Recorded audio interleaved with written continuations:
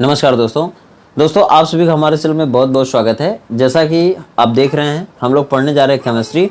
और बता दें कि क्लास 12 की केमिस्ट्री अगर हम देखेंगे तो उसमें चैप्टर नंबर 9 यानी कि यूनिट नंबर 9 चालू होने जा रहा है, जिसका नाम है haloalkanes and haloarenes. दोस्तों बता दें कि आज के पहले वाली वीडियो में हम लोग आपको बता चुके हैं कि हेलो एल्केन क्या होता है, हेलो एरिन क्या होता है, ये कितने लोगों से मिलकर बना होता है। जैसा कि आप नाम जान रहे हैं कि इनका नाम है हेलो एल्केन, यानी कि इसमें एल्केन रहेगा जैसा कि मेथेन, एथेन, प्रोपेन, ब्यूटेन, ठीक है, इस तरह से। और उसमें से अगर एक हाइड्रोजन निकलेगा तो उसमें एक हैलोजन आकर जुड़ेगा। जैसा कि आप देखते हैं हम लोग एल्केन को तो आप CnH2n+2 के फार्मूले पर रखते हैं, यानी कि एल्केन का फार्मूला होता है CnH2n+2 होता है, ठीक है। तो अगर CnH2n+n कर दें यानी कि CnH2n+1 अगर कर दें, इसका मतलब हो गया कि एल्केन में से एक हाइड्रोजन हट गया। मेथेन हो, एथेन हो, प्रोपेन हो, ब्यूटेन हो या इसी तरह से आगे भी कोई भी हो, यानी कि कोई भी एल्केन हो, उसमें से एक हाइड्रोजन अगर आप हटाते हैं तब उसका फार्मूला ऑटोमेटिक ये हो जाता है। और इसी फार्मूले वाले सभी समूहों को क्या कहेंगे आप? एल्किल समूह, जिसको R से आप दिखा सकते हैं। यानी अगर आपको R कहा जाए कि R है तो R मतलब मेथिल हो गया, एथिल हो गया, प्रोपिल हो गया, ब्यूटिल हो गया, कुछ भी हो सकता है। यानी R का नाम आप कंफर्म करके मेथिल, एथिल, प्रोपिल, ब्यूटिल कब बोलेंगे? जब R के जगह पे आपको कार्बन क्लियर रूप से दिखेगा, स्पष्ट रूप से कार्बन दिखेगा। एक कार्बन रहेगा तो आप मेथिल कह देंगे, 2 कार्बन रहेगा तो एथिल कहेंगे, 3 कार्बन रहेगा तो प्रोपिल, 4 रहेगा तो ब्यूटिल, 5 रहेगा तो पेंटिल, इस तरह से, ठीक है। अब देखिए हेलो, ये तो एल्केन के लिए हो गया। एल्केन के लिए CnH2n+2 होता है, उसमें से एक हाइड्रोजन निकालेंगे तो ये आपको एल्किल समूह मिलेगा, जिसको मेथिल, एथिल, प्रोपिल, ब्यूटिल आप कह सकते हैं। ये हो गया एल्केन का, यानी एल्किल समूह का। अब इस एल्केन में से जो एक हाइड्रोजन हटाए हैं उसके जगह पर कोई जब हैलोजन तत्व जोड़ देंगे तब जो मिलेगा उसे आप कहेंगे हेलो एल्केन। यानी कौन कौन सा हैलोजन तत्व है जो आपको जोड़ने को मिलेगा? तो देखिए उस हैलोजन तत्व को आप यक्स से दिखाते हैं, ठीक है। और यक्स के जगह पर आप किसको जोड़ सकते हैं? फ्लोरीन को, क्लोरीन को, ब्रोमीन को, आयोडीन को जोड़ सकते हैं। देखिए एक और तत्व है जो कि हैलोजन ही है, लेकिन उसके अंदर रेडियो एक्टिविता का गुण आ जाता है या रेडियो धर्मिता का गुण आ जाता है, एस्टेटिन है, ठीक है। इसके लिए इसकी जो प्रॉपर्टीज है वो थोड़ा सा डिफर होने लगती हैं, यानी कि यह एस्टेटिन इन सभी की तरह रासायनिक यौगिक नहीं बनाता है, ठीक है, क्योंकि इसकी थोड़ी सा विशेषताएं बदल जाती हैं, ठीक है।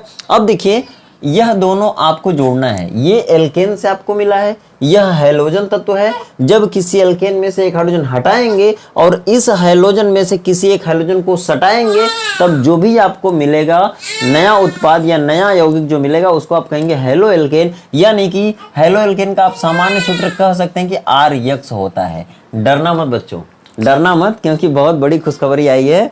अब हमारे घर में 2 लक्ष्मियों का वास हो रहा है। इस दुनिया में 9 देवियां होती हैं और उस 9 देवियों में से ना 2 देवियां हमारे घर पे ही भगवान खुश होकर भेज दिया है, ठीक है। तो इससे बड़ा सौभाग्य और क्या हो सकता है? तो डरिएगा मत, ये किसी और की आवाज़ नहीं है बल्कि हमारे घर आए हुए देवियों का आवाज़ है, ठीक है। तो चलिए सुनते रहिए, देवियों की आवाज़ का भी आनंद लेते रहिए। आइए आगे देखते हैं। आप समझ गए होंगे हेलो एल्केन की परिभाषा क्या होती है या हेलो एल्केन का सामान्य सूत्र क्या होता है। तो ये सामान्य सूत्र है, ठीक है।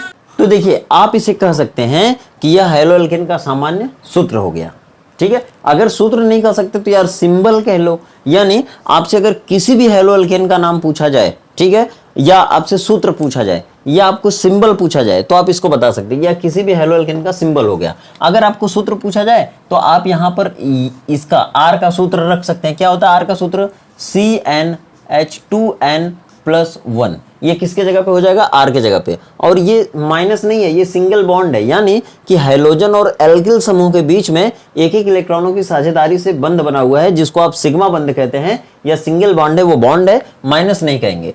तो ये R का सामान्य सूत्र CnH2n+1 हो गया और यहाँ पर सिंगल बॉन्ड हो गया और यहाँ पर यक्स है। यक्स मतलब कोई भी हैलोजन परमाणु आप रख सकते हैं। तो ये भी हो गया और या कर देंगे, R मतलब या होता है, यह हो गया या यह हो गया। या और आप क्या कर सकते हैं, जैसे देखिए अगर आपसे कहा जाए R करके और क्या लिख सकते हैं, तो CnH2n+1 और यहाँ पर कोई भी हैलोजन भी जोड़ सकते हैं, चाहे फ्लोरीन या क्लोरीन या ब्रोमीन या आयोडीन, इस तरह से, ठीक है। तो ये भी क्या है, यह एक हैलो एल्केन है। अब दोस्तों बात आती है कि सबसे पहले तो आप देख ले सामान्य सूत्र क्या हो गया, ठीक है। संरचना क्या होती है, जैसे मान लीजिए कि अगर हम यहाँ पर एक कार्बन वाला ले लेते हैं, क्या, एक कार्बन वाला एल्केन ले लेते हैं, जैसे कि मैंने आपसे बोला कि मेथेन ले लीजिए, एथेन ले लीजिए, कोई भी एल्केन ले लीजिए, उसमें से एक हाइड्रोजन हटा दीजिए। जैसे देखिए अगर मान लीजिए कि आप एक कार्बन वाला एल्केन लेते हैं, यानी कि मेथेन, मेथेन में क्या होता है, मेथ-एन, मेथ मतलब एक कार्बन, और एक कार्बन की संयोजकता 4 होती है, उसी की वजह से वह कार्बन 4 बंध बनाता है, यानी कि संयोजकता 4 हो गई। इसका मतलब यह एक साथ 4 इलेक्ट्रॉन अपना दूसरे को देगा और दूसरों से 4 इलेक्ट्रॉन को लेगा, जिससे इनका अष्टक पूरा हो जाता है। इसीलिए इनकी संयोजकता 4 होती है और इसीलिए ये 4 बंध बनाते हैं ताकि इनका अष्टक पूरा हो सके। अब देखिए ये कार्बन है, कार्बन मतलब एक कार्बन है, इसको हम मेथेन बना रहे हैं, मतलब कि एक कार्बन का एल्केन आप देख रहे हैं। यह है एक कार्बन, चारों जगह पे हाइड्रोजन जुड़ जाएगा, जब जुड़ जाएगा हाइड्रोजन तब ये क्या हो जाएगा, मेथेन, यानी यह एक कार्बन का एल्केन है। अब इसमें से हम एक हाइड्रोजन को हटाएंगे और कोई एक हैलोजन सटाएंगे। दोस्तों बता दें कि ये जो हैलोजन है ना, इन्हीं तत्वों को आप हैलोजन तत्व कहेंगे केवल, क्योंकि हैलो और जन का मतलब होता है, हैलो मीन्स होता है लवण यानी कि साल्ट, और जन मीन्स होता है जो जेनेसिस करता हो या उत्पन्न करने वाला यानी कि बनाने वाला। तो हैलोजन इसका मतलब हो गया, हैलो मतलब लवण, जन मतलब बनाने वाला। तो लवण बनाने वाले जितने भी तत्व होते हैं ना, उन्हीं को हैलोजन कहते हैं, और यही वो तत्व हैं, आप याद रखिएगा, इनके अलावा किसी को भी हैलोजन तत्व नहीं कहते हैं। और ये तत्व केवल समुद्र में पाए जाते हैं। समुद्र में पाई जाने वाली 2 घासें होती हैं, 2 वैरायटी की, उन्हीं घासों में ये लवण बहुत ही ज़्यादा मात्रा में पाए जाते हैं। उन घासों का नाम आपसे कंपटीशन में पूछा जाता है। घास का क्या नाम है, स्टेनोफिला। देखिए स्टेनोफिला जात की घास है, यानी कि एक का नाम है लैमिनेरिया स्टेनोफिला, दूसरे का नाम आप बोल सकते हैं लैमिनेरिया डिजिटाटा, ठीक है। लैमिनेरिया स्टेनोफिला, दूसरा है लैमिनेरिया डिजिटाटा। ये 2 समुद्री घासें होती हैं और उन्हीं घासों में प्रचुर मात्रा में ये हैलोजन तत्व पाए जाते हैं, ठीक है। इनमें से किसी एक हैलोजन को यहाँ पर सटाना है, यानी जोड़ देना है। मान लीजिए क्लोरीन जोड़ देते हैं। अब ये क्या हो गया, ये एल्केन था, एल्केन था, और एल्केन में से एक हाइड्रोजन हटा दिया, और जब हटा दिया तो क्लोरीन जोड़ दिया। अब ये क्या हो गया, यह हैलो एल्केन हो गया। अगर पूछा जाए आपसे कि हैलो एल्केन का तो ये क्या है, ये सूत्र है कि संरचना है, सूत्र है कि संरचना है, तो ये सूत्र नहीं है, ये क्या है, संरचना है। यही देखिए संरचना हम लोग पढ़ रहे हैं, ठीक। अब ये संरचना हो गई। इस संरचना से आप क्या कर सकते हैं, जितने सिग्मा बंध है ना उतने सिग्मा बंध बता सकते हैं, या जितने पाई बंध है उनको बता सकते हैं, या जितना एकल बंध है उसको बता सकते हैं, या जितना डबल बॉन्ड है उसको बता सकते हैं। इसमें आपको एकल बंध ही दिख रहा है, जो एकल बंध होता है, सिंगल बॉन्ड होता है, वही सिग्मा होता है। तो आपसे अगर पूछा जाए कि ये हैलो एल्केन है कि नहीं, तो है। अगर पूछा जाए इसमें कितने सिंगल बॉन्ड है, तो 1 2 3 4 बंध हैं, वही। अगर पूछा जाए कितने सिग्मा बंध हैं, तो जितने सिंगल हैं वही सिग्मा होते हैं, यानी कि 1 2 3 4, ये 4 सिग्मा बंध है इसमें, ठीक है। अगर आपसे पूछा जाए कि बताइए इसका नाम क्या होगा, देखिए क्योंकि नाम प्रकार तो अभी पढ़ लेंगे हम लोग, ठीक है, नामकरण नहीं लिखा है, ठीक है। नाम कैसे लिखते हैं वो भी बता दे रहे हैं हम। देखिए ये हैलो एल्केन है, लेकिन इसमें कौन सा हैलोजन है, जो हैलोजन है ना उसको सबसे पहले उसका नाम लिखना पड़ेगा। यानी इसमें क्लोरीन है, तो क्लोरीन का नाम आपको पहले क्लोरो लिखना पड़ेगा। और ये क्लोरो कब लिखना पड़ेगा, जब आप इसका IUPAC नाम लिखेंगे तब। इसमें कौन सा हैलोजन है, क्लोरीन, तो क्लोरीन का नाम लिखना है आपको क्लोरो, ठीक। ये सबसे पहला काम करना है। फिर उसके बाद कितने कार्बन है इसमें, एक कार्बन को क्या कहते हैं आए हैं आज तक, मेथ, ठीक। अब उसके बाद इसके अगल बगल इसमें जो कार्बन है ना, जितने कार्बन उन कार्बन को देख लीजिए, उतने कार्बन का नाम यहाँ लिख दीजिए। अब उस कार्बन के चारों ओर एकल बंध है कि द्विबंध है कि 3 बंध है। अगर एकल बंध है तो अंत में एन लगाते हैं, अगर 2 बंध है तो अंत में इन लगाते हैं, अगर 3 बंध है तो अंत में आइन लगाते हैं। तो एकल बंध ही है, केवल 2 बंध 3 बंध नहीं है। इसका मतलब हो गया क्लोरोमेथेन बराबर क्लोरोमेथेन। अगर आपसे पूछा जाए कि इसमें कुल कितने कार्बन है, तो 1 कार्बन है, यही 1 कार्बन है। यह क्लोरीन कितने नंबर के कार्बन से जुड़ा है, 1 नंबर से। तो आप यहाँ पे लिख सकते हैं 1 क्लोरोमेथेन, यही इसका IUPAC नाम हो जाएगा, ठीक है, ठीक है। आगे देखिए, अगर आपसे इसका नाम पूछा जाए कि ये कौन सा नाम है, तो ये हो गया IUPAC नाम, ठीक है। अगर आपसे कहा जाए नहीं इसका सामान्य और साधारण नाम बता दो, सामान्य और साधारण नाम, तब आपको ये देखना है कि इसमें कितने कार्बन का एल्किल समूह है। मैं आपसे बोला कि किसी एल्केन में से अगर एक हाइड्रोजन हटा देंगे तब जो भी समूह बनेगा ना उसे आप क्या कहेंगे, एल्किल समूह। और एल्किल समूह में आपको दो काम करना है, जितने कार्बन है उसका नाम लिखना है और अंत में इल लगाना है। इल क्यों, क्योंकि ये एल्किल समूह हो गया। एल्केन में से जैसे ही आप एक हाइड्रोजन हटाएंगे वो एल्किल हो जाएगा। पहले उसका नाम जब लिखेंगे तो कार्बन का नाम, बाद में इल लगाएंगे। इसमें कितने कार्बन है, एक कार्बन, तो मेथ हो गया, मेथ, और अंत में इल लगाना है, तो ये हो गया मेथिल। ठीक है, मेथिल हो गया। और कौन सा हैलोजन है, क्लोरीन है। तो जब साधारण नाम लिखेंगे तो आपको क्लोराइड लिखना है, मतलब क्लोरीन है तो आपको क्लोराइड लिखना है। अगर आयोडीन रहेगा तो आयोडाइड, ब्रोमीन रहेगा तो ब्रोमाइड, फ्लोरीन रहेगा तो फ्लोराइड, इस तरह से। तो ये देखिए मेथिल क्लोराइड, ये क्या हो गया, ये साधारण नाम हो गया, किसका, इसका। ठीक, ये संरचना सूत्र है। अगर हम इस कार्बन को अगर लपेट के लिखें तो इस कार्बन से कितने लोग जुड़े हैं, 1 2 3 हाइड्रोजन जुड़ा है, तो ये हो गया CH3, और ये क्या जुड़ा है, Cl। तो ये जो मिलाकर हम सब कुछ मिला के एक साथ लिख दिया ना, इसको कहते हैं क्या, अणु सूत्र, मॉलिक्यूलर फार्मूला। क्या कहते हैं, अणु सूत्र, मॉलिक्यूलर फार्मूला। अब आपको पूरे इस चैप्टर में अगर कहीं भी ये दिख जाएगा तो आप इसे क्या कहेंगे, मेथिल क्लोराइड। क्या कहेंगे, मेथिल क्लोराइड। ये कौन सा नाम है, साधारण नाम। अगर इसका नाम बोला जाएगा क्लोरोमेथेन तो आप क्या कहेंगे, क्या कहेंगे, क्लोरोमेथेन। इसका कौन सा नाम है, IUPAC नाम है। ठीक है, IUPAC नाम है। अब देखिए इसी तरह से बनता है C2H5Cl। दोस्तों ये कौन सा नाम है, मतलब कौन सा हैलो एल्केन है, तो एथिल क्लोराइड, एथिल क्लोराइड। इसका IUPAC नाम क्या होगा, क्लोरोएथेन। क्या होगा, क्लोरोएथेन। क्यों एथेन, क्योंकि दो कार्बन है, और जब इसकी संरचना बनाएंगे ना तो चारों ओर एक एक बंद आएगा। जब एक एक बंद आता है तो आप अंत में क्या लगाते हैं, एल लगाते हैं। उसी तरह से अगर C3H 3 दूना के 6 और 1 7, यहाँ पे कितना लगाना है हाइड्रोजन, इसके दुगुना से एक ज्यादा। ठीक है, तो 3 है तो 3 दूना 6, 1 7 हो गया। अब यहाँ पे अगर ब्रोमीन लगा देते हैं आप तो इसका IUPAC नाम क्या हो जाएगा, ब्रोमो प्रोपेन। कितना, प्रोपेन। क्यों, क्योंकि 3 कार्बन, 3 कार्बन क्या कहते हैं, प्रो। इसी तरह से अगर C4, अब यहाँ पे हाइड्रोजन कितना लगाना है, 4 का दुगुना 8 और 1 9, 9। ठीक है, तभी ये एल्किल समूह बनेगा, नहीं तो नहीं बनेगा। अब यहाँ पे I लगा दिए। ठीक है, अब इसका नाम क्या हो जाएगा, देखिए आयोडो ब्यूटेन, आयोडो ब्यूटेन। दोस्तों कितना अच्छा लग रहा है, बहुत सरल है, पूरा चैप्टर बहुत ही सरल भाषा में कराया जाएगा। ठीक है, आइए आगे देखते हैं। हम लोग अब पढ़ेंगे संकरण। ठीक है, संकरण कौन सा होता है, अगर मान लीजिए कि ये आपके पास एक हैलो एल्केन है और इसमें आपको देखना है संकरण। अगर आप इसको समझ लिए तो सब आपको समझ में आ जाएगा। क्यों, क्योंकि इसमें एक कार्बन है, अगर मान लीजिए दूसरा कार्बन आ गया तो कैसे रहेगा, एक कार्बन, दो कार्बन, ये कार्बन 4 बंध बनाएगा, क्योंकि संयुक्ता 4 होती है कार्बन की। तो यह एक बंध अभी बनाया है तो 3 बंध बाकी है, तो एक ऊपर बना लेगा, दूसरा इधर, तीसरा इधर, चौथा इधर हो गया।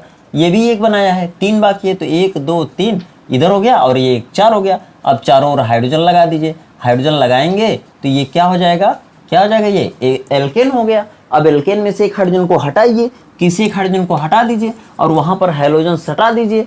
हैलोजन कोई भी ले लीजिए, मान लीजिए ब्रोमीन ले लेते हैं, सट गया। अब ये क्या हो गया, ये पूरा हैलो एल्केन हो गया। यह हैलो एल्केन की कौन सी सूत्र है, कौन सा सूत्र है, ये संरचना सूत्र है। अब इसमें आपको क्या पढ़ना है, संकरण पढ़ना है। प्रकार थोड़ा सा रुकिए, अभी पढ़ा देंगे, सब कुछ लिखा हुआ अभी समझा देंगे।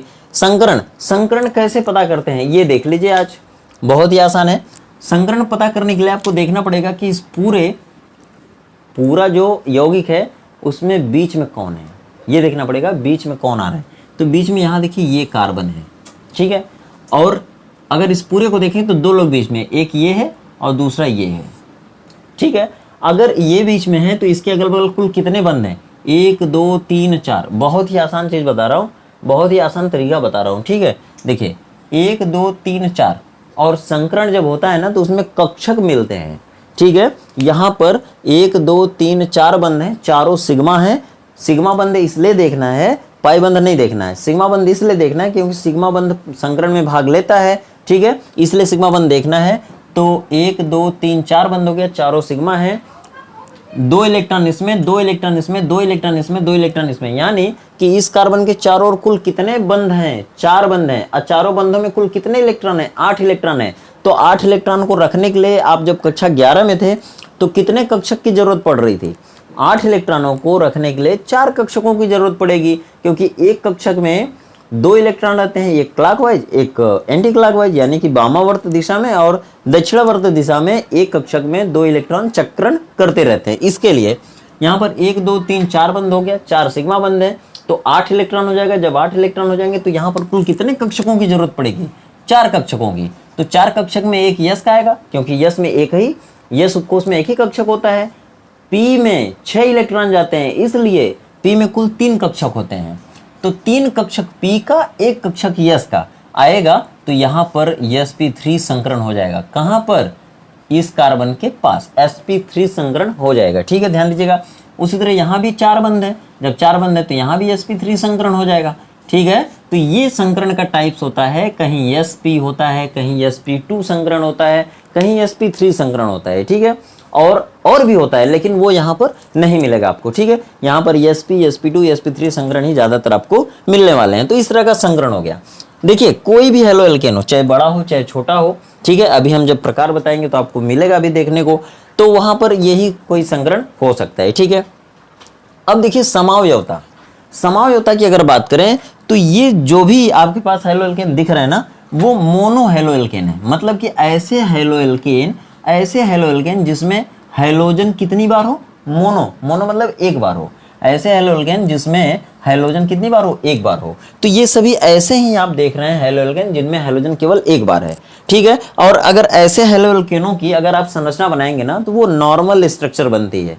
ठीक है, उनको नॉर्मल हेलो एल्केन या नॉर्मल एल्किल हैलाइड कह सकते हैं। आप देखिए उसमें समावयवता कौन सी होती है? समावयवता एक ऐसी चीज होती है दोस्तों जिनमें क्या होता है कि 2 या 2 से अधिक जितने भी रासायनिक यौगिक रहेंगे ना, उनका अणुसूत्र एक होगा, लेकिन उनकी संरचना बदल बदल कर आप लिख सकते हैं। ठीक है, तो यह घटना जब 2 या 2 से अधिक पदार्थों के रासायनिक यौगिकों के अणुसूत्र समान हो, मॉलिक्यूलर फार्मूला सेम हो, लेकिन उनकी स्ट्रक्चर आप बदल बदल कर लिख सकें, उस घटना को क्या कहते हैं? समावयवता।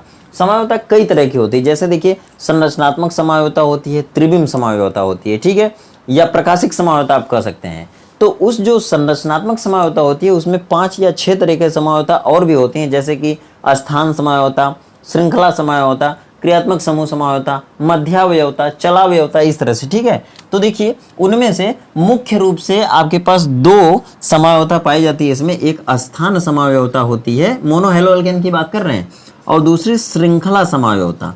ठीक है, तो कभी कभी आपसे पूछ लिया जाता है कि बताइए जरा सा कि कोई दे देगा, जैसे मान लीजिए कि ये दे दिया ब्रोमोप्रोपेन, ठीक है, या प्रोपिल ब्रोमाइड के कितने समावयवी हो सकते हैं उनको बताइए, और उनकी संरचना बना के भी दिखाइए। तो चलिए, आपका मैं जब एनसीईआरटी की किताब आपका सॉल्व कराऊंगा तो उसमें जो भी क्वेश्चन रहेगा उसको लेकर के एक वीडियो बना दूंगा, उसमें आप देख लीजिएगा। ठीक है, अभी याद रखिए कि पोजीशन और चेन आइसोमेरिज्म इसमें पाई जाती है, यानी समावयवता पाई जाती है। ठीक है, आगे देखिए प्रकार की बात कर लेते हैं। प्रकार जानना बहुत ही जरूरी है, क्योंकि जब आप पूरा चैप्टर पढ़ेंगे ना तो अलग अलग तरह की रिएक्शंस आएंगे उसमें। जब अलग अलग तरह की रिएक्शन आएगी तो किसी भी तरह का हेलो एल्केन बन सकता है। जब हेलो एल्केन किसी भी तरह का बनेगा तो आपको अगर पहले से मालूम रहेगा तब तो अच्छा है, नहीं तो आप कहेंगे अरे क्या क्या आ रहा है सामने। ठीक है, उसके लिए चलिए परिचय कर लेते हैं पूरे चैप्टर में कि हेलो एल्केन के कितने प्रकार होते हैं। जैसा कि आपका हेडिंग में लिखा भी हुआ है हेलो एल्केन के प्रकार, तो हेलो एल्केन कितने टाइप्स का होता है उसको अगर देखेंगे तो 4 तरह का हेलो एल्केन होता है। एक होता है मोनो हेलो एल्केन, यानी कि इस तरह के हेलो एल्केन में केवल एक बार हेलोजन समूह रहेगा। ठीक है, ऐसे हेलो एल्केन में दो बार यानी कि 2 हेलोजन समूह उपस्थित रहेगा। ऐसे हेलो एल्केन जिसमें हेलोजन समूह कितनी बार रहे? 3 बार रहे, तब उसे क्या कहेंगे? Try halo alkane. और ऐसा हेलो एल्केन जिसमें हेलोजन समूह पॉली मतलब बहुत बार हो, या टेट्रा मतलब 4 बार हो, तो उसे क्या कहते हैं? टेट्रा या पॉली हेलो एल्केन। ठीक है, आइए आगे देखते हैं। ये जो मोनो हेलो एल्केन होता है दोस्तों, ये फिर से 3 तरह का होता है। 3 तरह में कौन कौन होता है? देखिए, एक होता है primary halo alkane. Primary halo alkane ये भी जानना आपको बहुत जरूरी है। प्राइमरी हेलो एल्केन क्या होता है? सेकेंडरी हेलो एल्केन क्या होता है? टर्शियरी हेलो एल्केन क्या होता है? कहीं कहीं क्वाटरनरी भी हो सकता है। ठीक है, हो सकता है ऐसा, लेकिन नॉर्मली आपको कितने पाए जाते हैं? Primary, secondary and tertiary halo alkane. आइए देखते हैं क्या होता है प्राथमिक हेलो एल्केन। ठीक है। प्राथमिक हेलो एल्केन या प्राइमरी हेलो एल्केन क्या होता है दोस्तों, आप देख पा रहे होंगे कि यहाँ पर एक हेलो एल्केन लिखा हुआ है, एक हेलो एल्केन यहाँ पे बना हुआ है, लिखा हुआ है, तो आप इसको कौन सा हेलो एल्केन कह सकते हैं? ये मोनो ही है, मोनो ही है।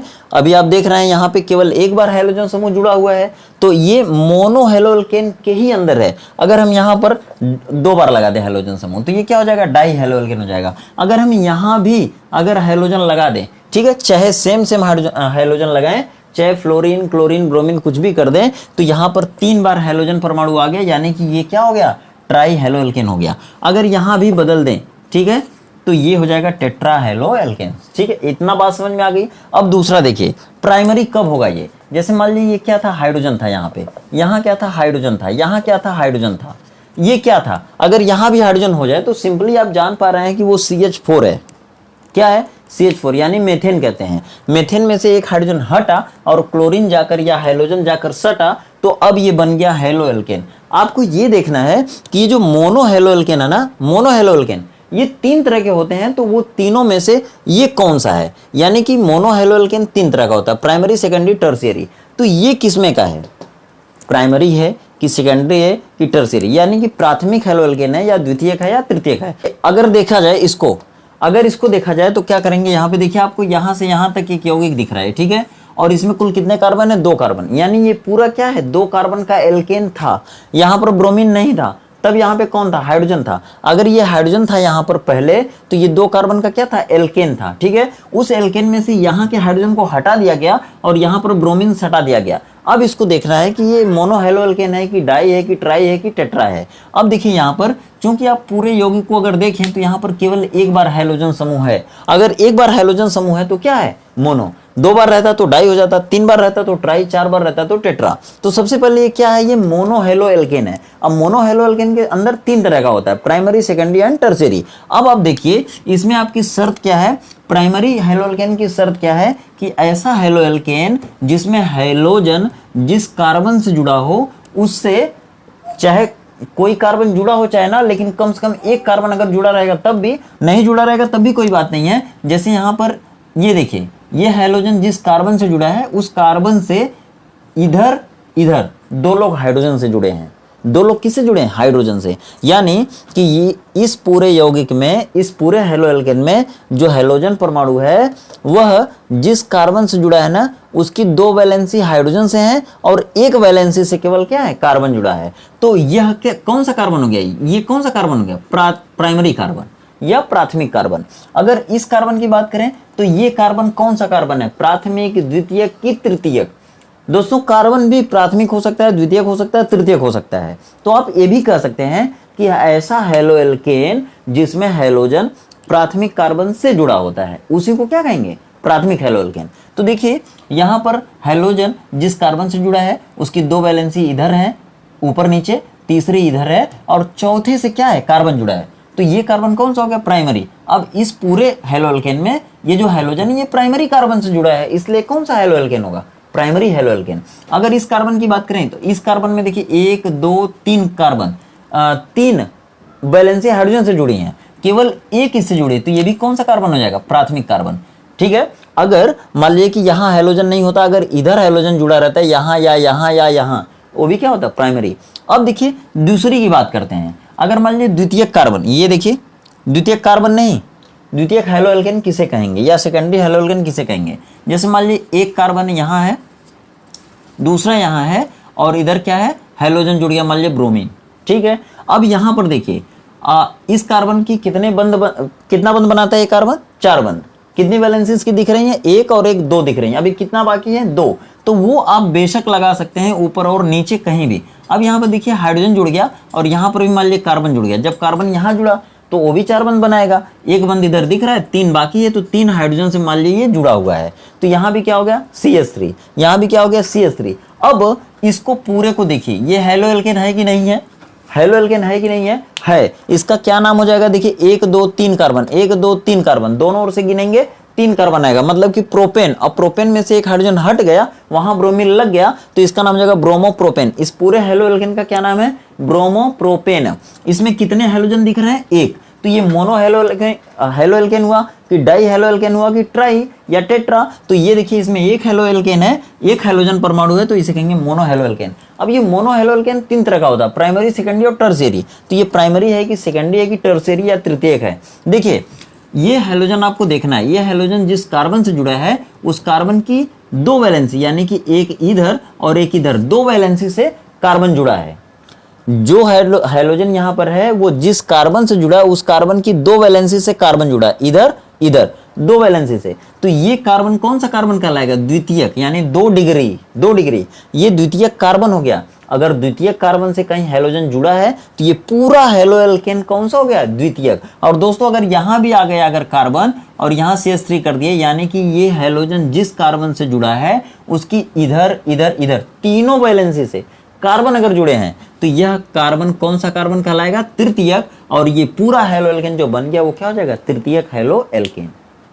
आशा करता हूं दोस्तों आपको ये पूरा प्रकार आपको समझ में आ गया होगा, पूरा हेलो एल्केन का परिचय और संकरण समावयवता तक समझ में आ गई होगी। अगले वीडियो में हम लोग बात करेंगे कि ये हेलो एल्केन आप कैसे बना सकते हैं, किन किन विधियों या किन किन रासायनिक अभिक्रियाओं से आप हेलो एल्केन बना सकते हैं, किसी भी तरह का हेलो एल्केन। और किसी भी तरह का जब हेलो एल्केन बन जाएगा तो आप उसको पहचान कैसे पाएंगे, वो सारी चीजें मैं इसमें तो बता दिया, लेकिन आगे इसी के बल पर हम लोग आगे बढ़ने वाले हैं, लेसन को धीरे धीरे दोस्तों आगे बढ़ाने वाले हैं। तो अगली वीडियो तो बहुत ही इंपॉर्टेंट होने वाली है आपके लिए, क्योंकि उसमें हम लोग रासायनिक अभिक्रियाओं की बात करेंगे। ठीक है, उसको समझते चलेंगे, समझना ज्यादा है, रटना कम है और पूरे लेसन को नजर में रखना है। ठीक है, तो चलिए मिलते हैं दोस्तों इसी तरह के वीडियो के साथ अगली वीडियो में। लेकिन आशा करते हैं कि आपको ये पूरी वीडियो अच्छे समझ में आ गई होगी। दोस्तों अगर वीडियो अच्छी लगी तो वीडियो को लाइक करिए, दिल से लाइक करिए। और दोस्तों अगर आपके मन में कोई बात रह गई हो या कुछ कहा सुनी की बात है या कुछ कहना चाहते हैं या कुछ लिखना चाहते हैं या कुछ और जानना चाहते हैं तो उसे आप लिख करके हमको बता सकते हैं कमेंट के माध्यम से। ठीक है, तो वीडियो को ज़्यादा से ज़्यादा अपने फ्रेंड्स सर्कल में इसको शेयर करिए दोस्तों। और चैनल पर पहली बार है तो चैनल को सब्सक्राइब करके बेल आइकन दबा लीजिए। मिलते हैं दोस्तों अगले वीडियो में इसी तरह कांसेप्ट के साथ। तब तक आप खुश रहिए, बेस्ट रहिए, मस्त रहिए, आपका दिन शुभ हो।